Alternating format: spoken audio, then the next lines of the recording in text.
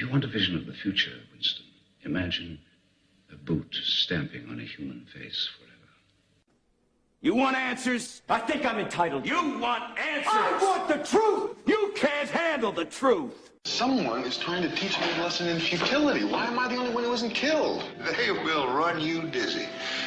They will pile falsehood on top of falsehood until you can't tell a lie from the truth, and you won't even want to. That's how the powerful keep their power. Don't you read the papers? I just want to say one word to you. Just one word. Yes, sir. Are you listening? Yes, I am. Plastics. I'm going to get your money for you. But if you don't get the President of the United States on that phone, you know what's going to happen to you? What? You're going to have to answer to the Coca-Cola Company. The world is a college of corporations, inexorably determined by the immutable bylaws of business. The world is a business, Mr. Beale. It has been since man crawled out of the slime.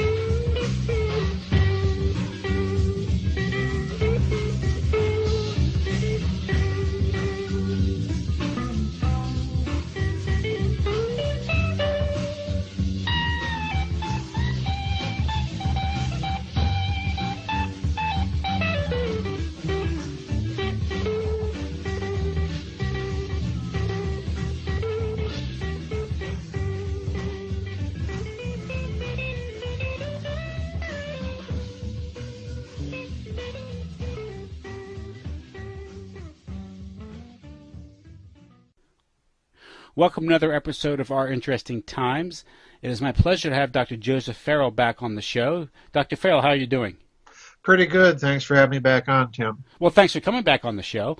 I finished here tonight. We're going to talk about your book, Rotten to the Common Core, Public Schooling, Standardized Test, and the Surveillance State. I read the book. It's a great book, by the way. Thank you. It packs a lot of punch. It's only a little less than 200 pages, if I remember, but it's a lot in there. And it addresses philosophy, the history of education, and I guess it's the application of technology or technocracy to modern education. And in the book, you kind of give us a brief history of this. Goes back to at least to the 19th century. But Right. In the book, you don't focus so much on the standards of Common Core, which seems to get a lot of press. Right. You focus on the testing itself. Well, let's Right. talk about that focus, and also what motivated you to write this book. It's a little different than what you usually write about, but it is related to what you usually write about. Oh, yeah, it's definitely related. What motivated me personally, I can't speak for my co-author, Gary Lawrence, but what motivated me personally was I was, for some years of my life, an adjunct professor. I taught at the college level, usually history courses, but some philosophy. And I noticed, not what every college professor has noticed over the years is the declining intellectual capability of students coming into the college system. But I also noticed something else, and that was every time I had education majors in my classes, and I'll be very blunt in this interview, I hope you don't mind, but whenever I had education majors in my classes, they were some of the dumbest, stupidest people I think I have ever taught in my life. I was just literally dumbfounded. I remember one year giving a test, and I even wrote a governor to the state of Oklahoma at the time where I was teaching because I was just so discouraged. I gave a test one year, and I thought this has got to be the be-all and end-all, because one of the students, the first question on the test was, name 5 provisions of the Treaty of Versailles. And, of course, in the question, I spelled Versailles, Versailles, Versailles. I spelled it out. And one student, incidentally an education major, responded in her answers to the question, the Treaty of Versailles, and she spelled it Versigh in her answer. Like sigh. Huh. Like sigh, ver with, sigh with a ver on the front of it. And I was literally dumbfounded. How could you be so colossally blockheaded as to misspell something that's spelled correctly in the very question itself? And this is a pattern that just went on and on and on. But anyway, to get back to your question about why did we focus on the assessment process rather than the standards? The standards themselves, philosophically, are not a big issue as far as we're concerned. The reason is that every academic discipline has an implied canon or set of things that it requires you to know. This has been around as long as there's been education, this idea of some sort of tradition or standard that has to be passed down and that students have to live up to and that professors have to profess. So that wasn't the big problem for us, although in a certain sense it can be, as we're going to see later on. Our problem was the assessment process, the idea that you not only take the standardized computerized test and select from pre-selected answers that you're given, and then fill in the oval with your number 2 lead pencil. The problem is not only do you have all the problems of the standardized test, you've got it on steroids, because in the Common Core assessment process, these standardized tests are now tailored to the individual responses of the person taking the test. So in other words, if you ask a question of a particular thing and the student responds in a particular way, the way the student responds then tailors the way the computer selects the next question. So in other words, you are put in a double bind as a student.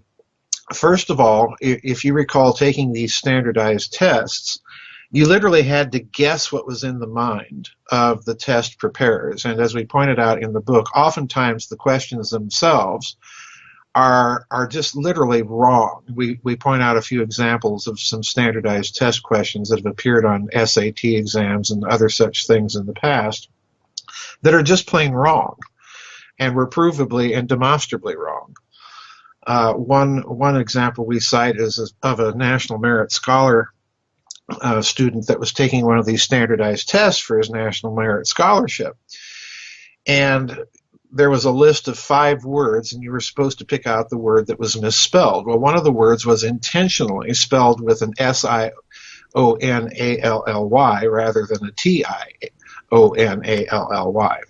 Well, this student happened to be brighter than the test makers because he knew of a special instance in the logic philosophy of S.I. Hayakawa where the word is spelled that way to imply a certain technical usage, okay? And the Educational Testing Service in Princeton, of course, didn't know about that.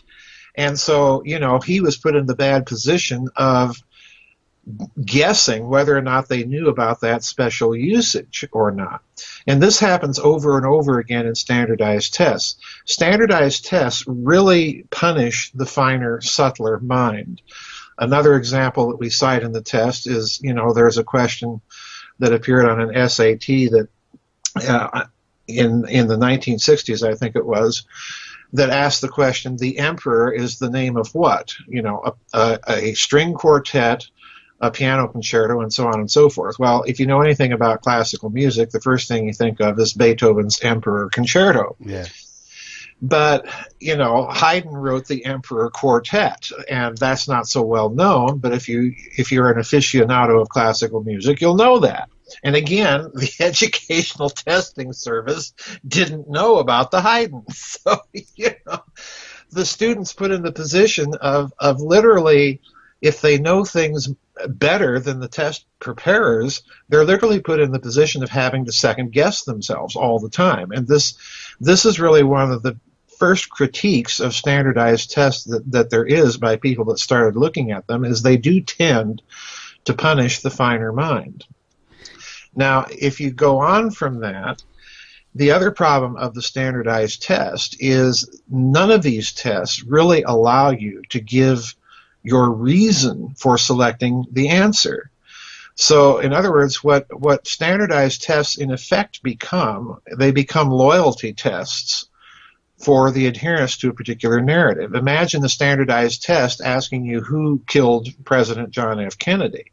Well, we know, we know that those tests are going to say Lee Harvey Oswald rather than a conspiracy of, mafia or exiled Cubans or elements of the CIA and so on and so forth, which I think have been admirably documented by JFK researchers over the years since the assassination. Mm-hmm. So in other words, you're essentially being asked to conform to particular narratives, particularly in the soft disciplines like history, sociology, and so on and so forth. So these things, if you can imagine all of this now compounded with a standardized adaptive test system that's computerized, which is what the Common Core assessment process is, you have a double whammy, because now you're having to guess, well, how do I get the best response question given to me by responding to this question? So you're having not only to second guess the answers, you're having to second guess the psychology of anonymous test preparers in Princeton, New Jersey, or wherever they happen to be. So in other words, this one-size-fits-all technocracy that you suggested in your initial opening, this is precisely the problem of Common Core. That's at the core of it. But the other problem, if you look at it, is what it really is about trying to do is almost completely replace the teacher in the classroom, to reduce them to, at best, being sort of proctors of an examination. And let me give you an example of this one-size-fits-all philosophy. When the book came out, it was last year that it came out, I had not really expected the response that we were going to get to it, but I went to a luncheon in Tulsa, Oklahoma last October, and there were a lot of teachers in attendance at that luncheon. And one lady told me that she had quit teaching after 25 years because of Common Core. And I said, what was your reason to dislike this whole program? She said that she was required under the system to adhere to a lesson plan that was dictated from on high, that she had to be at a certain point by a certain time in her lessons in order to prepare the students for these exams that they're subjected to almost constantly. So in other words, she could not tailor the timing or instruction to her class, to the actual living human beings in her class. She had to follow the dictates of some far-off committee laying down, this is where you need to be by such and such a period of time. And this is ridiculous. You cannot have an education system that's one size fits all, cookie cutter, industrial assembly line sort of method of teaching, because we are, after all, talking about human beings. Human beings live and learn differently from each other. So, that's why we've had teachers in the classroom, so that we can adjust to the individual needs of each particular group. So, on and on I could go. I'm just getting cranked up. So, you mentioned standardized testing. And of course, with the proliferation of standardized testing, you have this phenomenon of of teaching towards the test. Yes, exactly. Because there's a lot of rewards and punishments based on those test scores. Yes, exactly. And so I think that's the best, one of the the clearest, at least best known illustration of that problem. But standardized testing, I guess it dates back to the late 30s when the technology was invented with the number 2 pencil, right? If I got that right?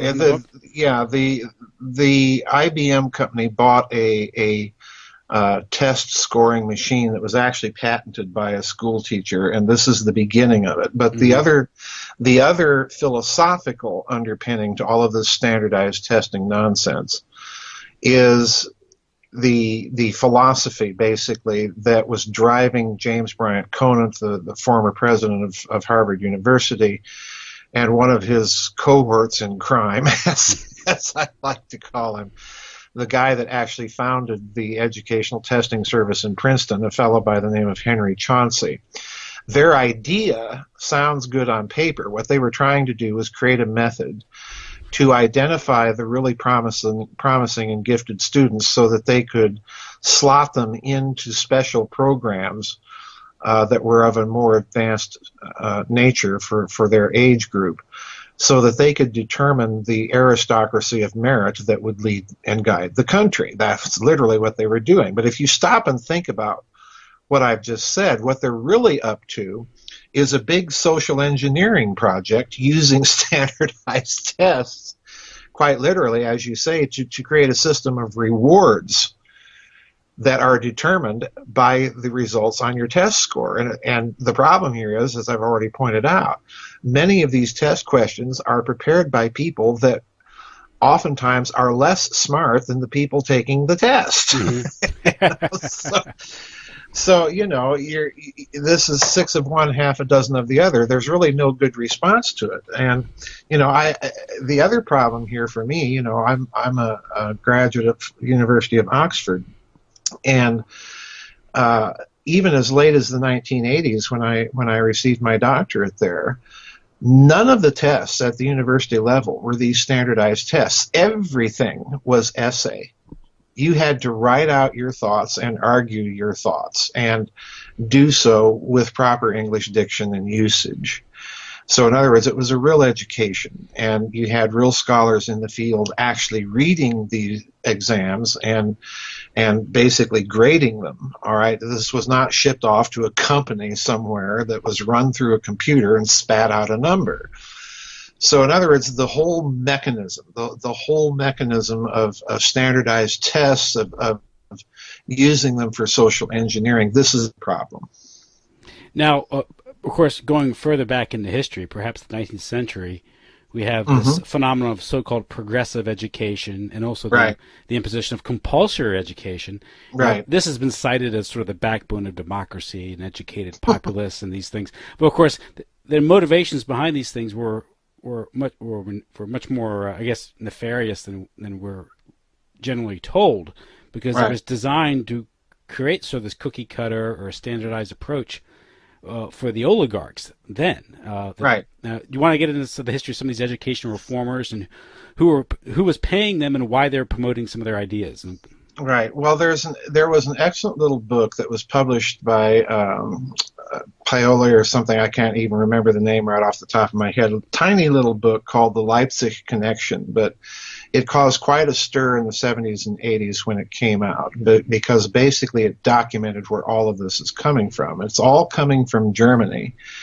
And one psychologist professor at the University of Leipzig by the name of Wilhelm Wundt. Now, this guy had the idea to put psychology onto a quote-unquote scientific footing, and that meant that it had to be mathematized, made a study of statistics.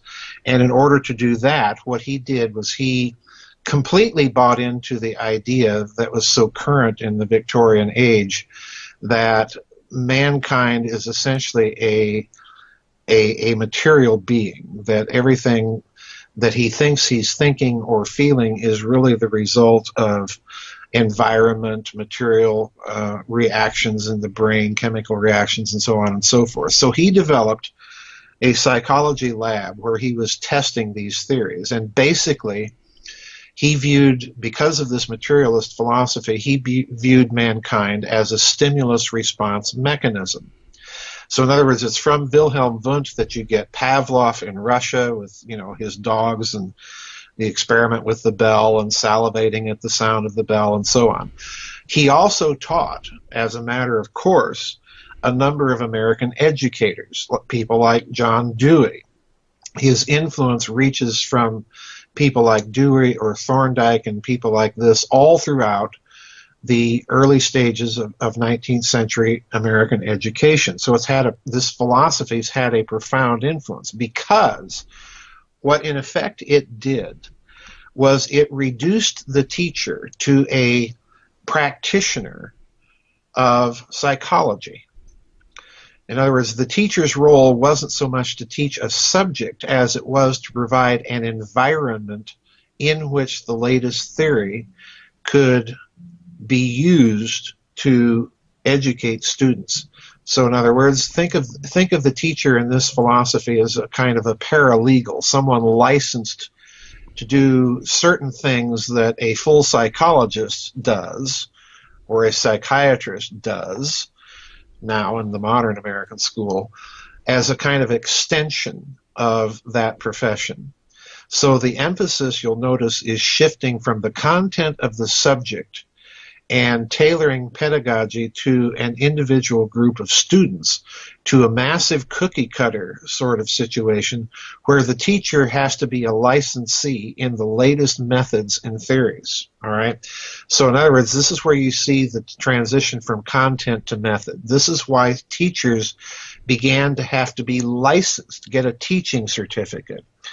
And, to drive this point home, I have a PhD from the oldest university in the English-speaking world, and yet I cannot get up in a public high school classroom and teach history because I lack that quote-unquote training in the latest pedagogical methods. This is the heart of the problem, because what that in turn does is it empowers that elite within the teachers' colleges who are, progressivists to a man and a woman, to continue their experimentation in social engineering in the guise of education. This is precisely the problem. What you're referring to, this is the Prussian model? Yes. Okay. Yeah. Imagine the United States of America, supposedly a democratic republic, adopting the educational methods of Imperial Germany. It just kind of boggles the mind when you get right down to it.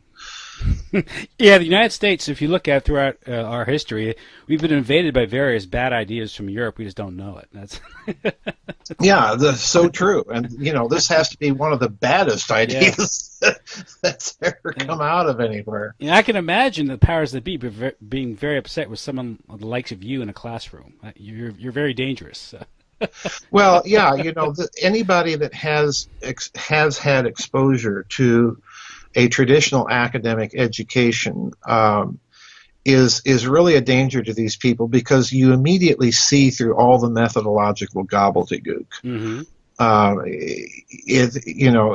My response to it is simply to dismiss it and ignore it. I've never paid any attention to it. I think it's useless and unnecessary. It's produced a bumper crop of stupid people that spend more time learning educational theory, pedagogy, psychology, and all that claptrap than they spend learning the subjects that they're supposed to teach. This is the other, we're back to my question of the student, name 5 provisions of the Treaty of Versailles, and she can't even spell Versailles correctly. Mm-hmm. Now the if you said Versailles, she'd be closer to that. It's the way I pronounced it, like in the 5th grade when I came across a history book, and I was immediately corrected. It's Versailles, it's French. Okay, since then I'm pronouncing it Versailles. But then again, I wasn't in college. I was in the 5th grade reading a history book about the First World War. Right. Precocious youth that I was. But it is here we have in the 19th century I think 1840s, 1850s, and I guess the New England states. Right. You have the development, this idea of compulsory education. And prior to that, most education was, it was local, community. It was, I guess, generally private. It was kind of like the community did it, one-room schoolhouse, and this was producing a lot of independent. Back then people were independently employed, mostly farmers, some tinkers, small industry. Right. So it was developing a population in America which you could say was very independent-minded and well-read. I mean, literate. Yes, very. Even, much better than today's standards because. Oh yes. What people don't know is at least from my reading, is that the whole idea of compulsory education was to reverse that, to arrest that development, to turn a nation of independent, business owners and farmers and turn thinkers into workers, as someone once said. Yes. Right? Yeah. So, well, that was John D. Rockefeller's statement himself, when he set up the General Education Board with Rockefeller Foundation money, was that he didn't need people that could think. He needed workers. In other words, he needed worker bees and consumers of his products. So the other thing that modern American education does is it's part and parcel of our consumerist, materialist culture. The philosophy is built into all of this right at the outset. And the other thing, since you mentioned compulsory education, we can go back and look at Horace Mann for just a minute. Because when he starts this experiment in Massachusetts, one of his goals is precisely to empower a permanent educational bureaucracy, which we've certainly got now. And the way to do this was to come up with a set of standards and then, an abstract set of standards that are really not derived from any sort of genuine empirical contact with students or teachers. And then when you start to notice failures, you blame it on, guess who? The teacher. So that means we have to have more money, we have to have more funding, we have to have more training. That's always a key component of all of this is continued training of teachers in the latest theory that the educators are coming up with. And the result is a constant continuous failure and a constant plea for more money and so on and so forth. And the problem is all of the emphasis, once again, has shifted away from content into methodology, be it standardized tests, teacher certification, what have you. This is all a huge, huge complex. And for my part, I'll have to be honest with you, Tim, I'm in full agreement with John Taylor Gatto, the American teacher that just kind of broke ranks completely with the whole educational system and came right out and said, there's no fixing the system. The system is the problem. Mm-hmm. We've got this one-size-fits-all mentality. One of the biggest things that happened as a result of this whole educational philosophy is slotting people into age groups, junior, senior. There's no more one-room schoolhouse where you have children in the second or third grade being taught by one teacher and mixing and mingling with children in the 6th through the 9th grade or what have you, mm-hmm. which is psychologically, if you stop and think about it, psychologically, that's not the way society is organized. So they miss the interaction of learning to live with people older or younger than their age group, and then we expect them to come out normal at the end of this whole process. Yeah, you can't create an insane system and expect people to emerge with their sanity. Exactly. Yeah. Exactly. Of course, when their sanity does manifest itself, you pathologize it and you give them Ritalin or something. Yeah, exactly. Yeah. Which is again, yep. This is an important point. Let's go back to what I said about teacher certification as being a license to practice as kind of a parapsychologist, because it's the teachers now that are required to point out to school officials whether they think a child needs drugs. Well, come on here. Mm-hmm.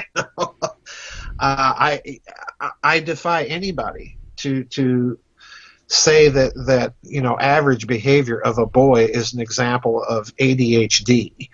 That certainly does exist, but to the extent that we've been drugging little boys in our school system, no, this is nuts. Yeah, and there's always the question whether if someone does have ADHD, is the answer pharmacology? Yes, exactly. Yeah. Exactly. It could be other things. It could be something in his life, in his home life. Well, I'll be very blunt here again.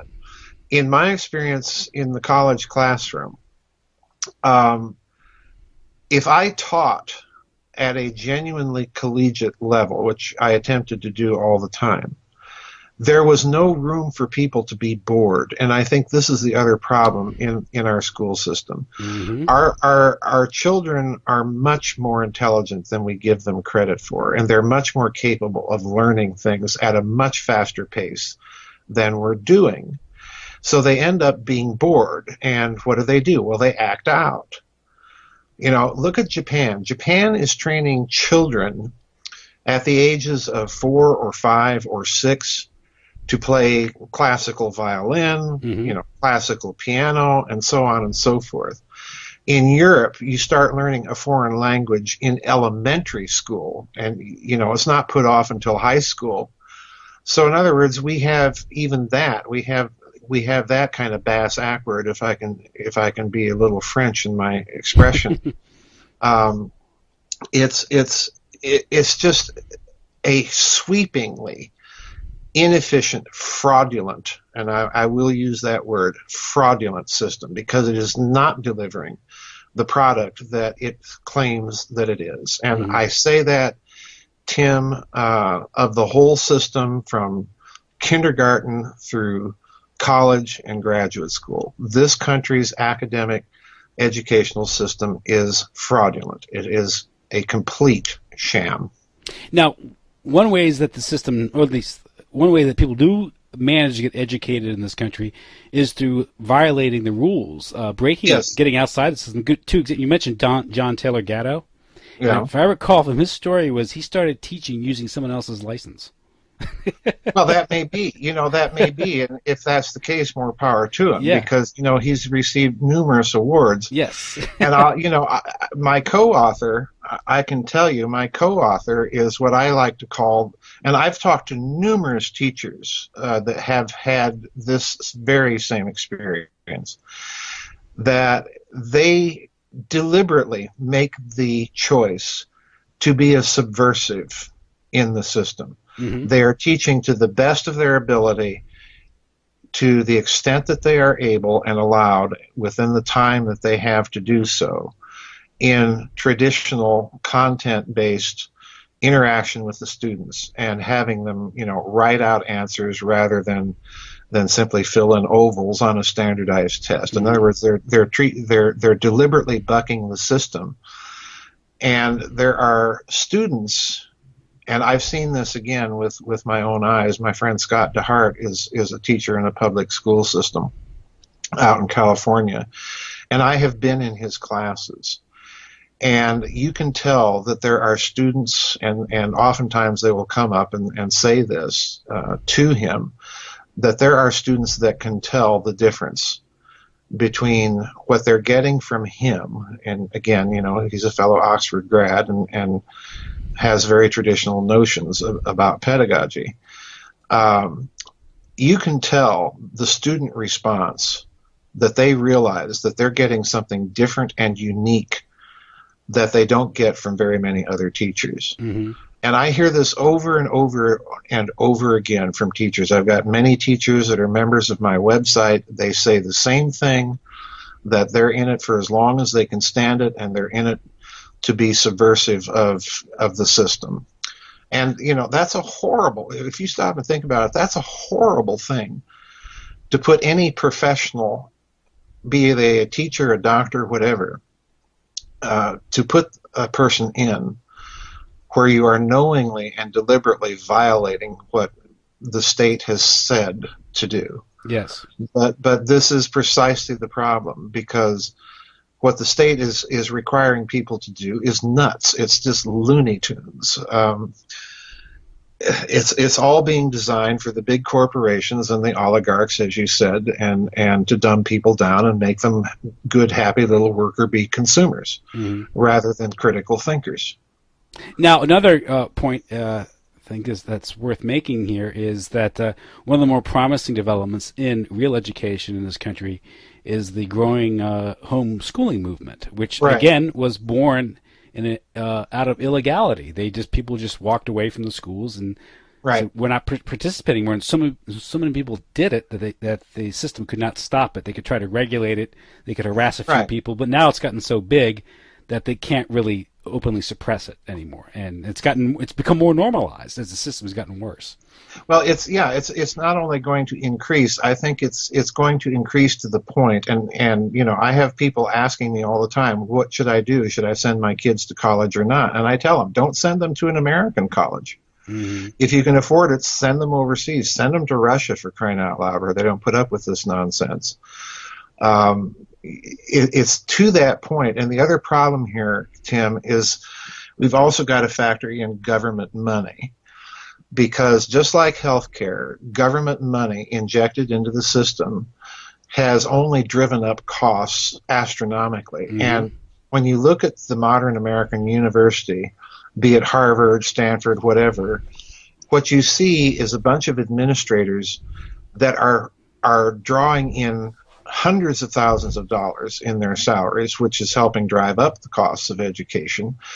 I got my PhD for about $24,000. That would be impossible in today's world. It would be at least an order of magnitude more to do this. So you're saddling students that are coming out of the college system after they've been indoctrinated with all of this progressivist nonsense with hundreds of thousands of dollars in debt and no jobs. Yes, they're setting up, it's predatory lending, and at the same time they're being indoctrinated with a philosophy. They're not going to be able to even understand what's been done to them. Because precisely. Yeah. But you mentioned, it's interesting that you mention it, because you said education and with medicine. It's sort of these two systems are harvesting systems, and also they're also a way to put everyone in the debt. But the two are very in your book. You show how the two are, how the cardinalization of these two industries or professions are key to technocracy, and of course the one Abraham Flexner played a role in both of these, right? Yeah, he did. Yeah. Flexner was another one of these people that was heavily influenced by this whole philosophy, psychology that was coming out of Wilhelm Wundt and the University of Leipzig. And what I really get a kick out of is that Flexner decided he was going to put all of this wonderful philosophy into effect with a progressive school. And he decided that he was going to name it the Lincoln School because everybody, with Honest Abe and all that good stuff. And if you know anything about the history of Abraham Lincoln, he was hardly anything but honest. But anyway, but that's history, right? But that's history. We don't want to go there. Don't trouble us with the facts. All we need is ideology. But anyway, in a standardized test to say, in a standardized test, he'd be Honest Abe, right? So he'd have to be exactly. Exactly. Don't talk about his suspension of writ of habeas corpus. Don't talk about the fact that he was not in favor of freeing the slaves and shipping them all back to Africa after the end of the Civil War. Let's not go there. But and also, he also wasn't 25 feet tall like in the memorial in Washington. Exactly. Exactly. Well, it says a lot that they build Jefferson's memorial over by a pond, kind of out of the way, but they build this big, mausoleum temple for Lincoln. Anyway, the Greek god. Yeah, the Greek god Lincoln. But anyway, Flexner opens up this Lincoln School, and of course the emphasis again is not on producing people that know the content of the necessary disciplines, but rather on making good citizens, okay? Mm-hmm. And in that, he's following very definitely the philosophy of John Dewey, another one of these progressivist educators. And the Rockefeller patriarch at the time, John D. Jr., decided to send his sons to this school. And I just love this because it's a classic example of what I've said so many times in interviews, that the elite, by surrounding themselves with people that think exactly like they do, can't think in any other way. In other words, they can't think their way out of a paper bag. Mm-hmm. When you surround people that agree with you all the time or can't think or articulate an opposing point of view with rationality and clarity, then you end up with an elite that's really kind of ossified and incapable of adapting. We're watching this happen right now today, in the United States. So he sends his sons, Lawrence and David and Nelson Aldrich, to this Lincoln School that Flexner comes up with. And it's interesting that all of these Rockefeller boys come out of that school not enjoying reading a book. And in fact, Nelson Rockefeller, we point this out in the book, Nelson Rockefeller complained that he found reading tedious. He didn't like to do it. Now, this guy goes on to end up being a presidential advisor to Eisenhower during World War II. He's an intelligence officer for Latin America. He ends up, of course, being vice president under Gerald Ford, and he doesn't like to read. Mm-hmm. Now, this is not somebody I want to have in charge of the country or anywhere close to it. So, and this is repeated over and over. This is a pattern that's repeated over and over in these progressive education. Yeah. And reading is fundamental Absolutely. to higher order thinking. Right? It's not only fundamental to higher order thinking, but the other problem that we have now in this country is this whole technocracy idea that everything that you need to know is on the internet. Yes. Which is nuts because, anybody that reads my books knows that most of the sources that I use in my books are not on the internet. Mm-hmm. You have to go out and dig in libraries and find the books and look up the page number, all that good stuff. Mm-hmm. So it's this whole system, Tim, I have nothing good to say about it, as you can probably tell. Well, they're digitizing everything, which, Yeah. of course, the lure there is that it's immediately attractive because it appears to be very convenient. But we Right. put up with inconveniences in life out of a matter of concern or safety or security. A good example is it's very inconvenient to have a lock on my door. Right. Right. But I lock it, have to painstakingly go through the effort of unlocking it and locking it when I enter my house because I'm aware that there's Right. a dangerous world outside. It's the same thing with books and original text, physical copies of books. Is these things, Right. things that cannot be altered. Obviously, Yeah. digital I'm device. so glad you said that. No, I mean this whole cloud phenomenon is driving me nuts because I Well, went it at does work. me too. And I mean- Tim, I got to tell you, you've pointed out what for me is the primary difficulty with all of this cloud stuff. I call it the Soviet encyclopedia phenomenon. Uh-huh. If you're familiar with the history of the Soviet encyclopedias, you can go and look up different editions, and in some editions you'll see a picture of Joseph Stalin and Yagoda and Yezhov, the two intelligence guys, both of whom he had liquidated at some point. Mm-hmm. So in different versions of the Soviet encyclopedia, they crop the photos. Well, here's Stalin and Yagoda, or here's Stalin and Yezhov, and depending on which copy you're dealing with, everything can be altered. Well, now move that to the cloud. All you need to do to alter a text that is offensive to your political or cultural agenda is to push a button and delete a few phrases or add a few words of your own to the text. I tell all of my readers that the only canonical copy of my books Mm-hmm. is the printed page, not Kindle, not Nook, not any electronic form, because I do not trust these corporations to be safeguards of my thoughts and my words. Mm-hmm. That's right. And that's that, period. End of discussion, no negotiation. And there is, there's an aesthetic quality to a book itself. Yes. I get a different when I read a book on an electronic device. I get a lot less out of it when it's in my lap, a physical copy. It's just the way it is. Actually been a phenomenon that they have studied, that psychologists and sociologists have studied, and for some reason, people do seem to retain more from a physical book. Mm-hmm. For some reason, we don't know why. I suspect it has something to do with the scanning rates on computer monitors and so on and so forth. But that is true. It's getting to the point that we have to understand that there's certain things that technology cannot do. It can't replace a human being in the classroom, mentoring students and tailoring lessons and content to their individual specific needs. This one size fits all method and model simply isn't working. Yeah. And also, it gets another aesthetic quality of a book is if you walk into a well-read person, he's a library, and he has all these books on the shelf.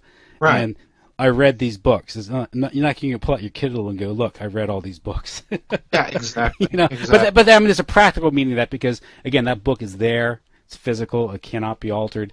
I think it was first time I even thought about it was Kindle, which is I'm going to say it's a wonderfully convenient device. I do use it for a lot of material. I have to admit, I do. But yeah, I'm putting these things in perspective.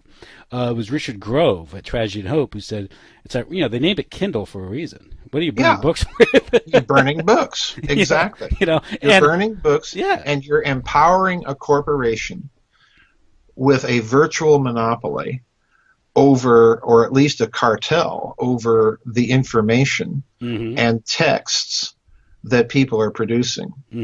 So, I totally agree with you. It's about book burning.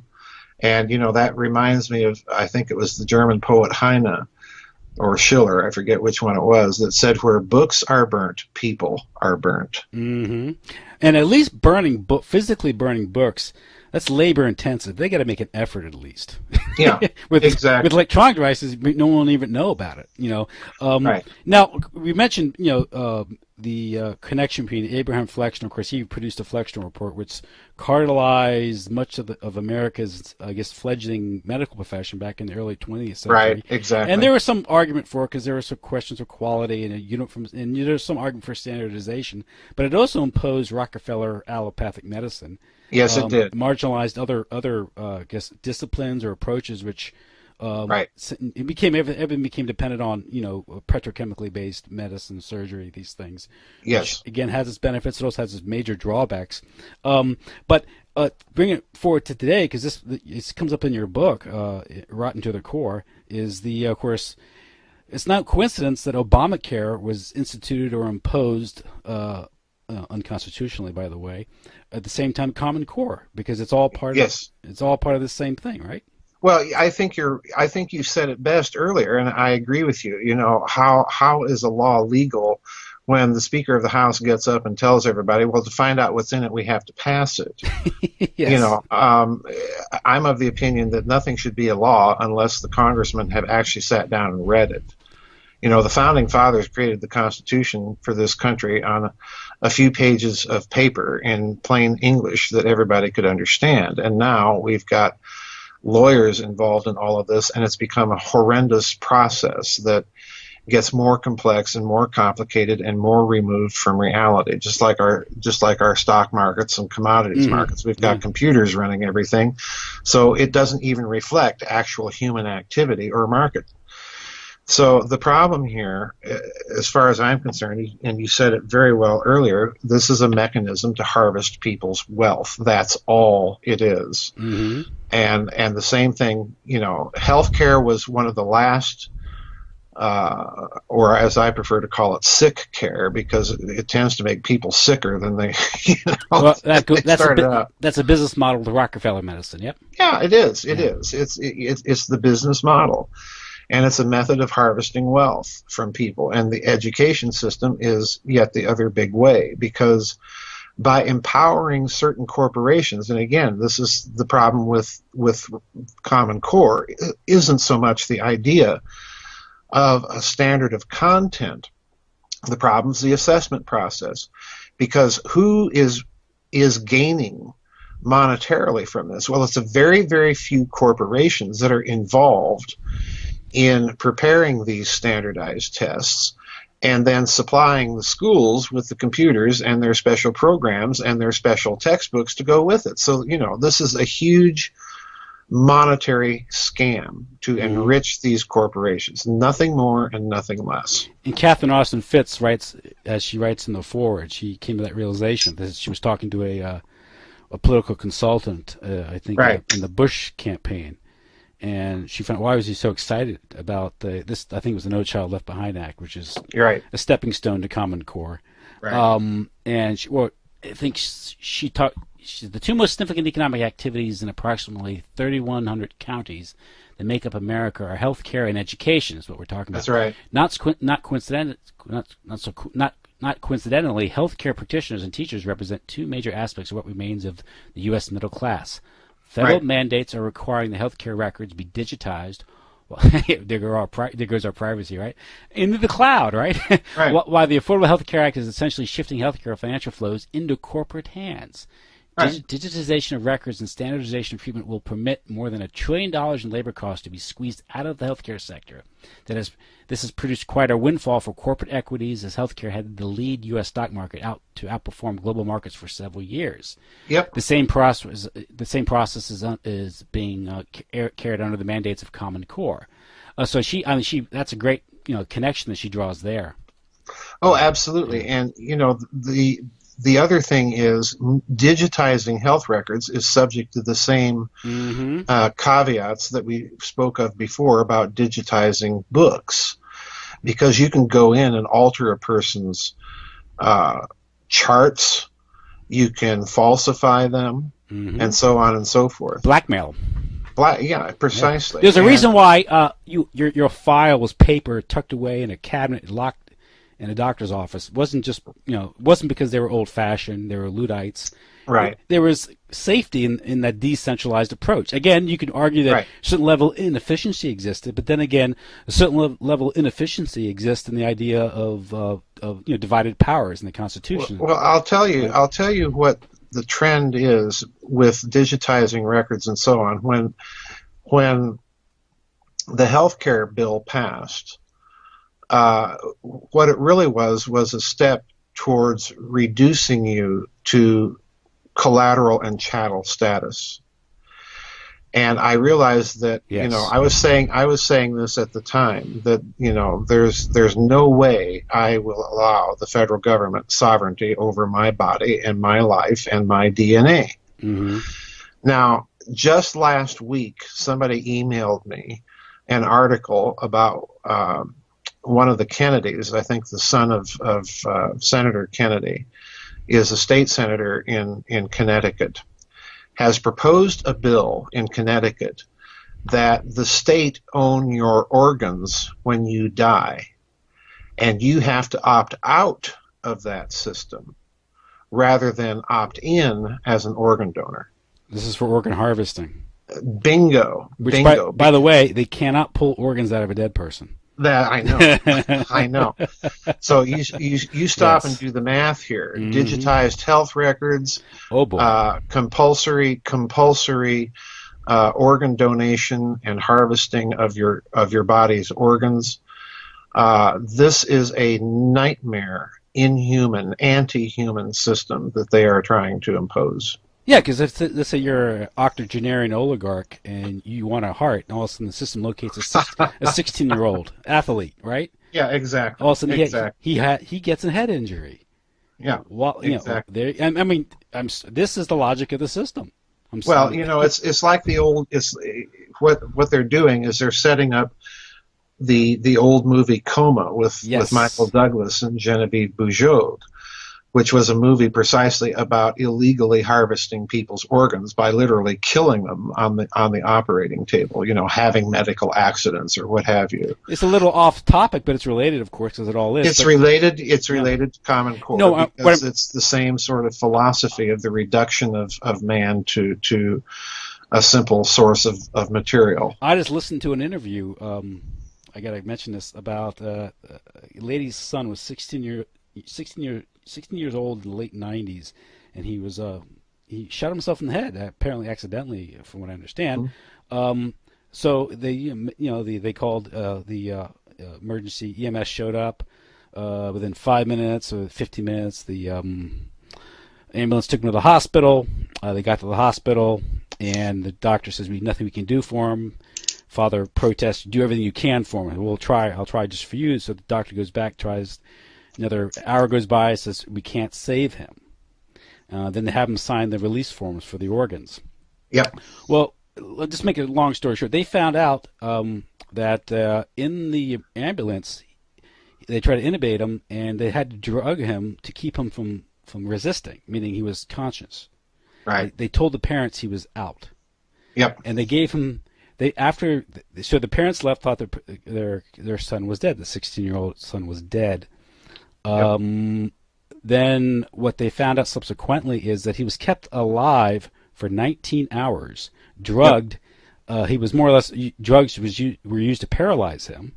Yep. And they kept him alive so they could harvest the organs. Yep.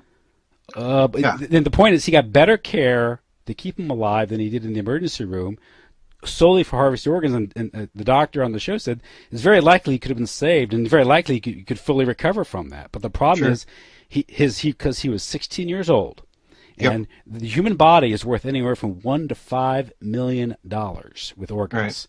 Right. Believe me, the psychopaths who run the financial system, the people who commodify everything, human life, everything, our DNA, have no qualms about making that cold rationale. It's very rational. It's very scientific, you know.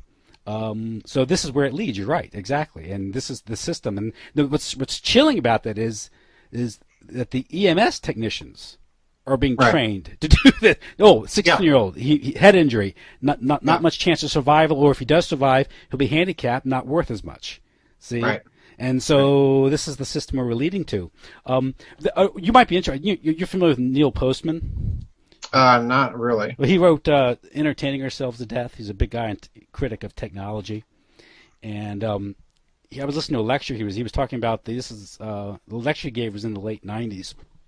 But he was talking about New York City public schools and the time when they were digitizing. They were wiring the schools into the internet back then.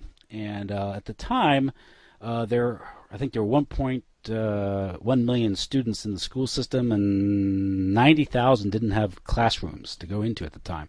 But they were spending millions on wiring the schools to the internet. Right. And but his point is, he mentioned an article in the June 11th Washington Post, 1996, where Maryland Governor Paris Glendening announced a $53 million plan to connect every classroom in Maryland public schools to the internet, to give students access to the far-flung information provided by the internet. Tens of $millions of dollars would also be donated by private industry. The total expenditure around $100 million. But then Governor Glendening, the then governor, said, accessing information is the first vital step in understanding and ultimately improving the world we live in. And Postman called this errant nonsense. He said, American students already had an oversupply of sources of information. 17,000 newspapers, 12,000 periodicals, 27,000 video outlets they could rent videos from, 500 million TV sets in the country, 600 million radios, not including cars, 10,000 libraries, and 40,000 new books published every year. And he just asked the question, do American students now require an additional $100 million investment to provide an access to information? This fetish towards technology is, I think what you're getting is, not only is it a corporatist scam to increase private profits at public expense, which is an old scam, but there's also a sort of a technocratic method here to fundamentally change the who we are. It's sort of a reverse alchemical process, right? It's an effort to fundamentally change the way that people conceive of academic research. You and I grew up in an era where we had to learn how to use a library. Mm-hmm. You know, go in, look things up in the card catalog. We had to be familiar with Dewey Decimal and Library of Congress systems of organizing a library, and understand where to go to find certain types of information. And, you know, as I've said earlier, not all information is on the internet. Mm-hmm. And you have to know how to use a library if you are going to do serious academic research. There are papers and so on that are still not uploaded to the internet, you know, in physics, biology, chemistry, and so on. So this becomes a huge problem, particularly for people like me that are interested in history. You know, old texts are things that are not digitized too easily, and there's so much of it out there that it's going to be a very long time before it is. So I'm in total agreement with you here. This is nothing but another technocratic scam to change the way people perceive information and get information. There's nothing good to say about this system. Technology is not the be-all and end-all. If you allow it to remove the human element from the equation, this is an inhuman system that they're putting into place, and I would argue that ultimately it's an anti-human system. Mm-hmm. In the book, you also mentioned, you devote a chapter to the role of the tax-free foundations. Oh boy. Yeah. they have played a huge role in this development. In fact, if you look at that era, I talk a lot about the Reese Committee in that book. This was a committee that was set up when the Republicans took over in the first Eisenhower administration, when they took over Congress. And again, Republicans being Republicans, they didn't do anything. But even with their majority, some things never change. Yeah, some things never change. But the interesting thing was this committee took over from a Democratic committee that had been appointed by the Democrats when they had the majority in the House. Was it Cox? The Cox Committee, yeah. So in other words, there were people in the House that were wondering, just what's going on with these foundations. And there's a marvelous book out, if people don't know it. It's called Foundations, Their Power and Influence. It's written by a gentleman by the name of Rene Wormser. He was the chief counsel to the Reese Committee investigating foundations. And he made a very powerful, I think, and very significant observation that what these foundations are, Rockefeller, Carnegie, and so on, what these foundations really are is the modern equivalent of the old medieval orders like the Templars. Why? Because, like the Templars, they have been given tax-exempt status. So what the Templars did, what they used that tax-exempt status for, was they were able to accumulate intergenerational capital under the control of the order. So look at the foundations. They're tax exempt, and what they in effect do is allow the very wealthy to retain control over how their wealth is used while avoiding taxes by turning it over to a foundation. So these become tremendously powerful instruments to drive agendas that they want driven into the public, which certainly you can see in the case of the Rockefeller Foundation, their General Education Board. You can see it in the Carnegie Endowment for World Peace, and so on. Now, the interesting thing, to put this in a much wider context, I made the observation in another one of my books called The Third Way, that if you look at that period of American history, there's something very, very peculiar going on in the Congress. You've got all of these committees investigating some aspect of penetration of the federal government. We tend to think, obviously, of Senator McCarthy, the familiar name, but you have the Reese Committee doing this in a different way.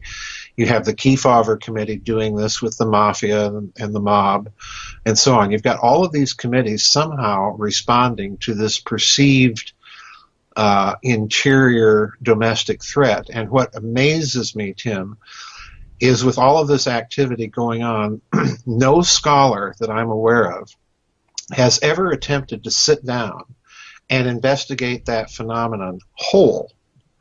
In other words, we have studies of McCarthy, we have studies of Kefauver and Reese and all of this, but they're done in isolation from each other. No one has yet attempted to explain why this sudden congressional interest in finding out, what sort of influences domestically are there within the federal government, and where is it coming from? This is an important thing, I think, that needs to be done. There may not be, any such thing, but we aren't going to know until it's researched in a thorough and scholarly fashion. Yeah, because both Reese and also McCarthy, although he jawboned the issue, right, they were kind of put up to it, and maybe different factions were battling out. I definitely think that is the case. Yes, some said the FBI sicked McCarthy and the CIA, then the CIA undermined McCarthy. Well, there is interestingly enough, Roy Cohn, his chief counsel, and then Bobby Kennedy, of course, was his assistant chief counsel. Most people don't even know that. They don't connect the Kennedys, especially Bobby Kennedy, to Senator McCarthy. But and if you go further, you mentioned Reese, and of course that name brings up Norman Dodd. and Yes, the revelations of Catherine Casey and of the Carnegie Foundation, and what she found out by going through the minutes. Maybe in a moment of absent-mindedness, they let her get access to the records, or maybe it was some sort of Freemasonic limited, revelation, the method. I don't know, but she found out that there was this drawn-out plan to subject the country to a series of shocks and traumas, namely war, but maybe even economic, because you got the Great Depression and these things. Right. This is how you fundamentally change the country, collectivize it, and ultimately to merge it, with the Soviet Union, the sort of third way, usually the third way, and that she found this out, and it was so shocking to her, upsetting to her worldview. She had a nervous breakdown and could never live a normal life after that, which she found out. Well, this is something I suspect even lays behind Dr. Carroll Quigley's admission in Tragedy and Hope, that he has seen the records of these people and has had access to their papers. I strongly suspect that what he's talking about is precisely access to the papers of these foundations and what they're planning. So I think there's connections galore here, but again, this is something that eventually will have to be argued. But in terms of the Reese Committee, what they pointed out, and that Wormser reviews in his book, which again we review in our book, is that these foundations have exercised an inordinate amount of influence on American education, and precisely with a view to using education as a vast social engineering project to remake American society in the way they want it to be. Yes, and you mentioned the foundations. Of course, other researchers have connected these foundations, like the Macy Foundation, the Ford Foundation, to things like MK Ultra, because now we're getting into areas of semantics. Because basically these foundations, the interests they represent, created the intelligence agencies and created much what we know of the modern world and our perception of the modern world. Because then we get into the Time Life Empire and Henry Luce and the major networks, William Perley, CBS, NBC, coming out of the Office of War Information and OSS. And all this stuff of one thing, I just finished a book called The Science of Coercion by Christopher Simpson.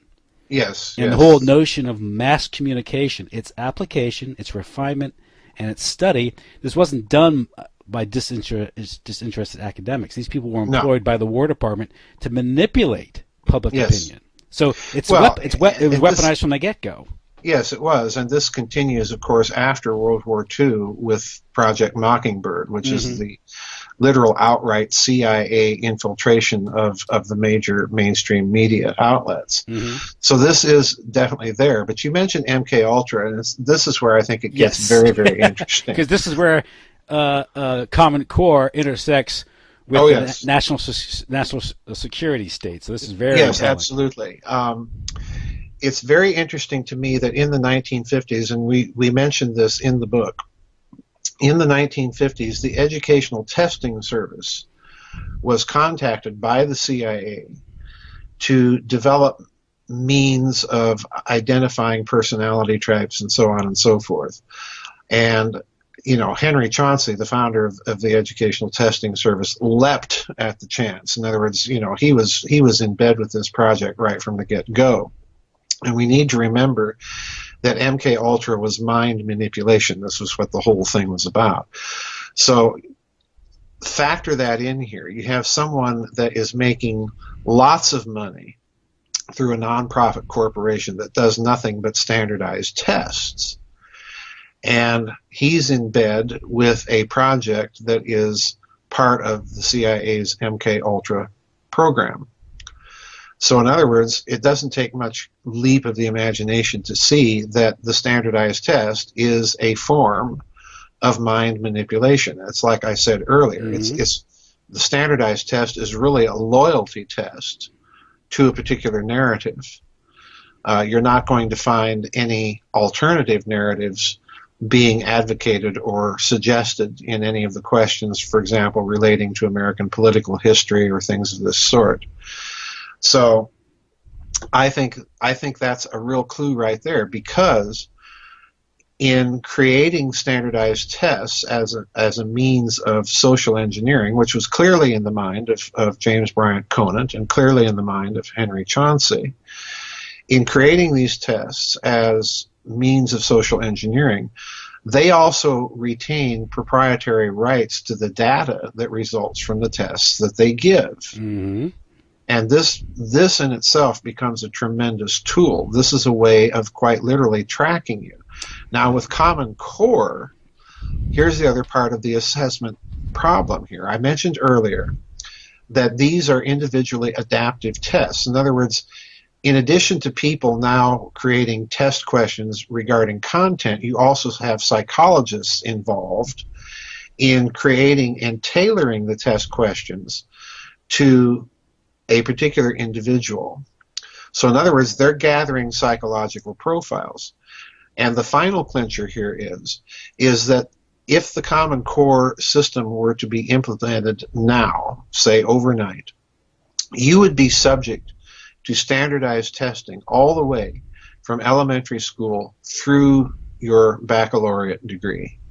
So in other words, this is a way of tracking you and gathering data on your personal likes, your dislikes. We already see this happening now with Amazon and some of these big online Internet of Things companies. But just imagine this at the national scale with a database of every person in the country in the school system from kindergarten to college. This gives you an enormous amount of power.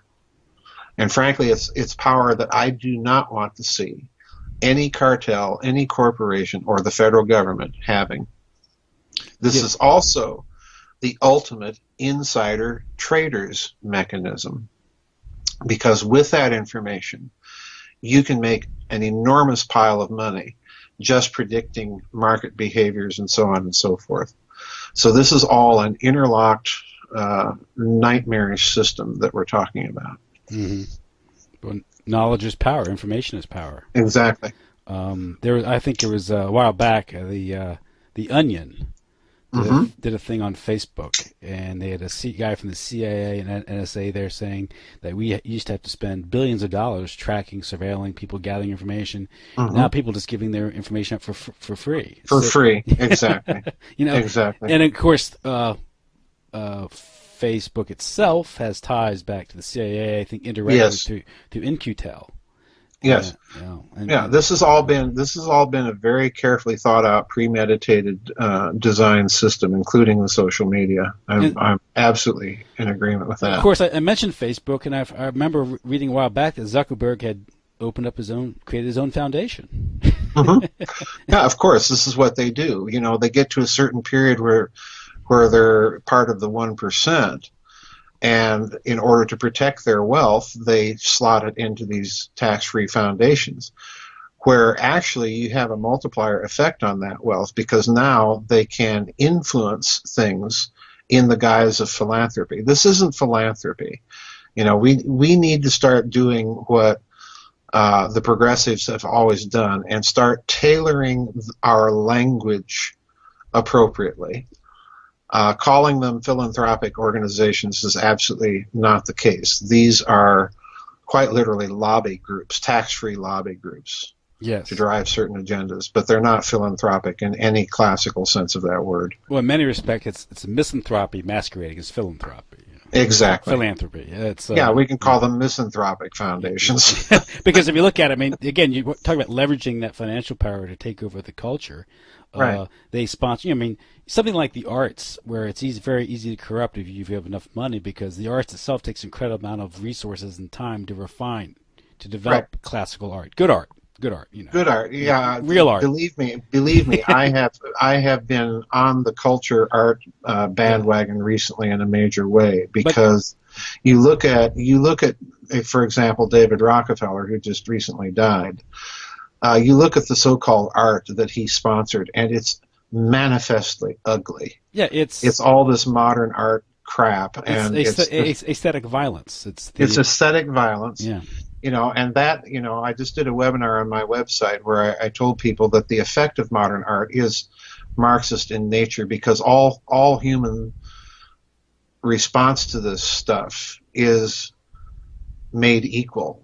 You're made equal in your response to abject ugliness. Mm-hmm. And we need to remember also that the CIA, again, was a major sponsor of a lot of this modern art, modern music, and so on and so forth. Atonal, what was it, atonal Schoenberg? Well, Schoenberg, not necessarily so much Schoenberg. He was supported by the Frankfurt School of Critics. But yeah, Schoenberg, you can listen to about 3 seconds of that stuff before you go absolutely nuts. It's just so appallingly ugly. Mm-hmm. But, this again is part of the agenda to drive people away from their traditional aesthetic moorings and to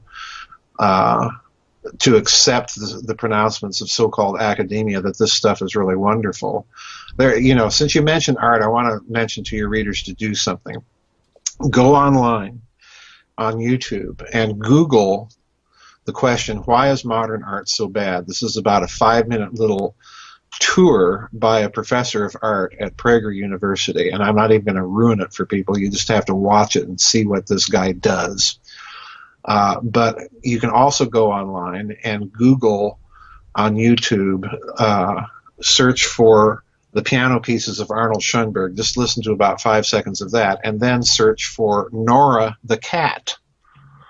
This is a little cat, female cat, that sits up on her mistress's piano bench and plays the piano. Just plucks the keys with her paws. And I defy anybody to find much difference between Arnold Schoenberg and Nora the cat.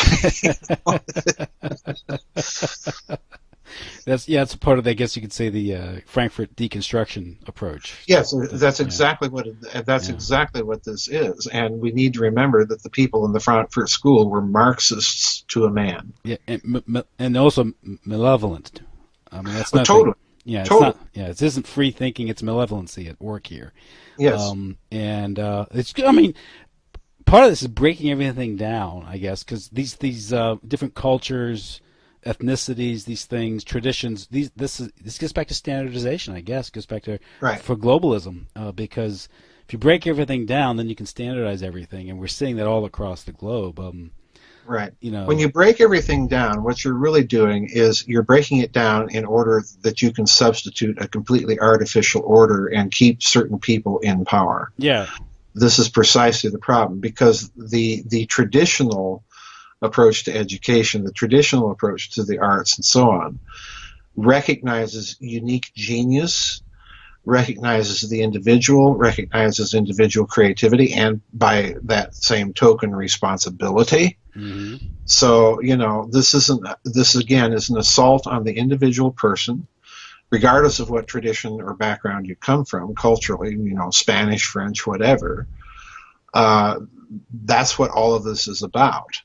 So they sponsor ugliness. And, I genuinely think in David Rockefeller's case, I had a friend actually many years ago that worked for him and, was in his office frequently and told me that there was all this ugly modern art. Well, that's a reflection to a certain extent of what's in the soul. Mm-hmm. This was an ugly man. I'm sorry, that's what he was. And he wore that on his face. You can see it on his face, that internal ugliness. They don't know anything else other than that. And, that's what they were exposed to with Flexner and his wonderful Lincoln School. Mm-hmm. That good stuff. Well, I understand he might have been uploaded. His consciousness might have been uploaded to the mothership. So. Now is he living the life eternal? I don't know. Well, good luck to the aliens in control of the mothership.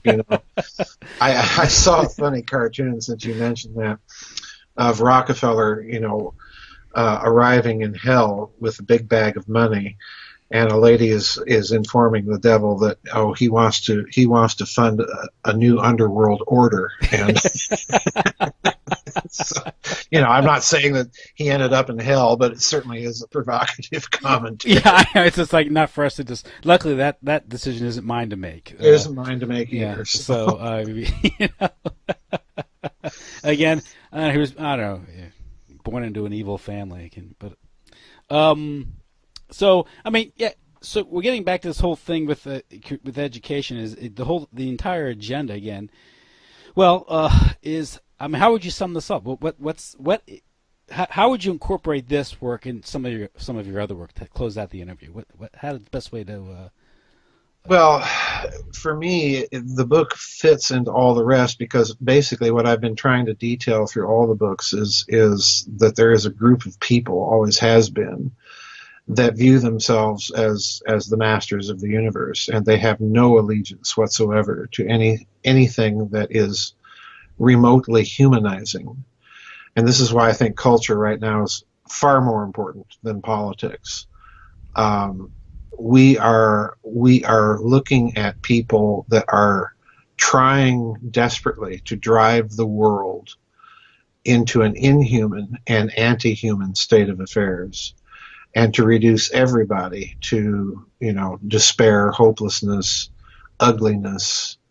We certainly see the ugliness right now in contemporary American society and politics. This is what they're about. And ultimately, it cannot succeed because the reality of things is that human beings are human beings. We are creatures that are born to love and have compassion and contemplate the sublime and beautiful and so on and so forth. And they're against that. So the response to it has to be detailed, well thought out, and long term. It has to be a cultural response. I go back to the fact that the Italian communist philosopher Antonio Gramsci made a very, very important conclusion. And his conclusion was that Marxism would never work by the conventional approach of economic leveling and so on. It had to be a cultural leveling. It had to occur in the intellectual realm. It had to occur in literature. It had to occur in the arts. And the way to do this was to be anti-traditional in every conceivable way that they could be, and that would drive the revolution. So, he was a very far ahead of his time in the sense that, in a certain sense, he's kind of the godfather or grandfather of today's social justice warriors and activists and so on, because this is their game plan. This is the long march through the institutions. This is the long march through the institutions, precisely. And we see it it's in our face in the universities. Oh, yes. In Hollywood, in the media. Everything is just constant, one assault after another. It's like you're beating over the head with it now.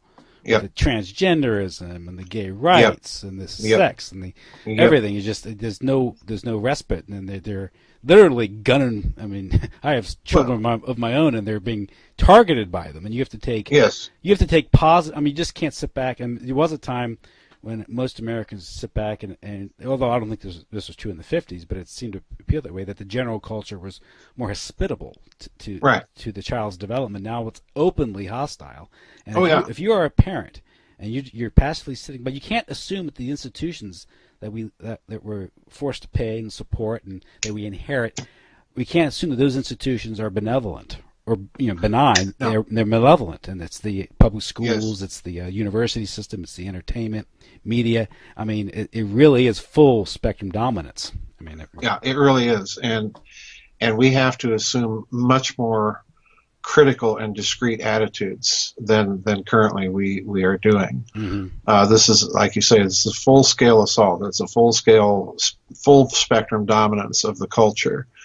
And, the way to fight it is simply not to go along with it. Don't use their gender-neutral pronouns and, insist that gender is different than sex. Yes. To me, the most fascinating thing I'm so glad you made that point, because that's always bothered the hell out of me. Well, you said gender. Gender is a linguistic property of languages.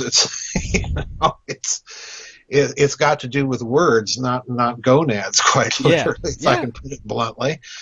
But, you watch this change. You used to fill out forms back in the 70s and 80s, and, what was your sex, male or female? And now it's what is your gender? And, of course, that's the whole spectrum. There's more genders than there are colors in the rainbow anymore. But it's all of this linguistic tinkering, and the way to fight it is, number one, stop using it and recognizing that for these people, assent to their usage or their contrived artificial conventions, be it in literature or the arts or whatever, is assent to the method. Yes. And it's assent to the agenda. That's why they are trying to force people to use these conventions, because that represents your capitulation. So, it's time for us to start saying no, and we have to fully understand that there are certain things that are worth dying for. This is what it's coming down to, and we have to start drawing the line. That's quite literally what's coming down to. Yeah, and it's not crazy. It's evil. What we're facing. It is evil. It is evil. Yeah, I mean, it's to say crazy is to deprive it or not give its proper, not give these. It's not acknowledging the evil behind it, not exactly the responsibility that people have for promoting it. Right. And there's a certain method to insanity itself, because you're destroying standards, confusing everybody. And that's that breaking down. Right.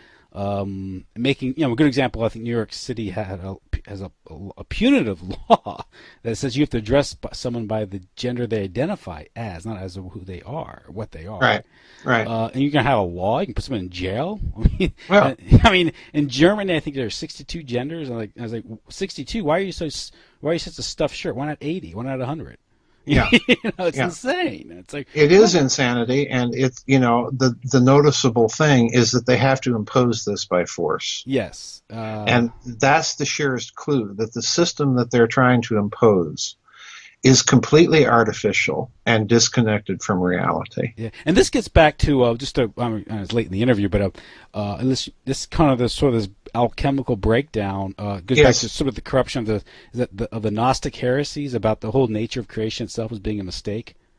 Yeah, exactly. Yeah. That's exactly. Male, female was a mistake. So we have to break it down, because the original was androgynous, right? The whole idea of androgyny. Well, actually, the idea of androgyny you can find in some of the church fathers. It's not necessarily that they're subscribing to Gnosticism. Gnosticism itself does what you say it does. It views the material creation as a mistake. Yeah. Done by God rather than as a consequence of the fall. That's quite a different thing, which is what many of the church fathers thought. But, and for that matter, even some of the rabbinical commentators and scholars. But the problem, I think you put your head on it. You hit the nail on the head, and that is that in these systems, what you're essentially looking at, and I just did a webinar this past week for my members in the members area of my website, that what you're really looking at is dialectical Gnosticism dressed up in nice, shiny new Marxist terms. But what we're looking at and confronting is something very, very, very old. Mm-hmm.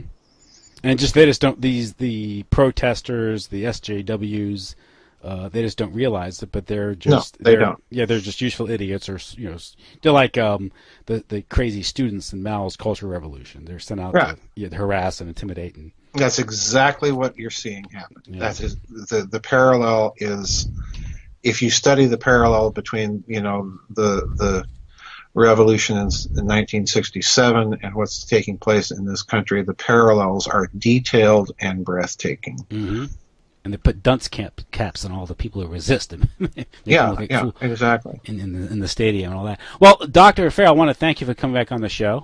Sure, thanks for having me back on, Tim. It's a great talk. I encourage everyone to buy the book, Rotten to the Common Core Public Schooling Standardized Test and the Surveillance State. Of course, your other work is worth reading. Well worth reading. The Giza Death Star, Reich of the Black Sun, the SS Brotherhood of the Bell, LBJ and the Conspiracy to Kill Kennedy, the Nazi International, Hidden Finance, Rogue Networks, and the Secret Sorcery, the Fascist International, 9/11 and Penetrated Operations. All these books and the book we talked about tonight are all connected. Yeah, they are. I mean, so to get a full appreciation of this, just go to read those books. They're extremely well read. They're entertaining and very provocative, and also many times also disturbing. But that's history. Wouldn't be interesting if it wasn't disturbing, unfortunately. So yeah. I mentioned your website, GizaDeathStar.com, right? Yeah. Okay. It's GizaDeathstar, all one word .com. Okay. Anything else before we? No, that's all I can think of. Okay, well, listen, I want to thank you for spending so much time with me. I know you had a rough night last night because of the storms. And you're a little fatigued, so I'm going to let you go get some rest and catch up, and hopefully you won't get blown away tonight by Aaron. I hope not. If the power stays on, I'll be happy. So. Great. All right, thanks. Excellent. Great, I'll post this when I do. I'll send you the link. All right, thank you. Good night. Yeah, good night. Bye-bye.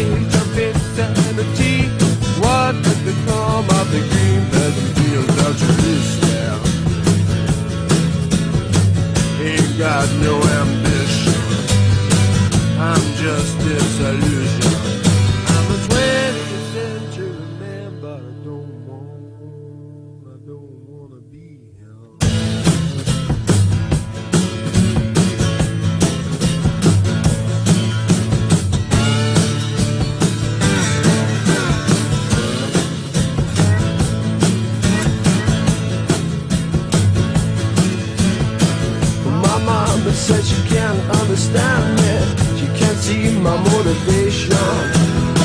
Just give me some security. I'm a paranoid schizoid product of the 20th century.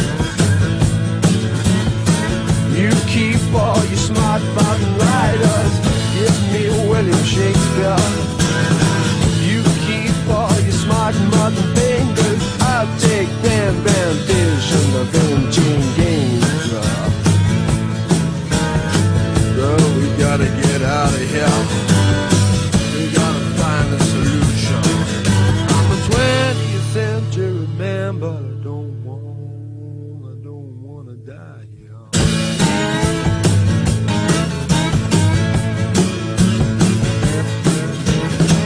Yeah, we gotta get out of here. We gotta find a solution. I'm a 20th century man, but I don't wanna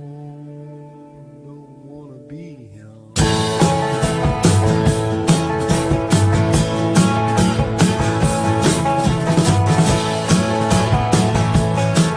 I was born in a welfare state, ruled by bureaucracy, controlled by civil servants and people dressed in grey. Got no privacy, got no liberty, 'cause the 20th century people took it all away from me.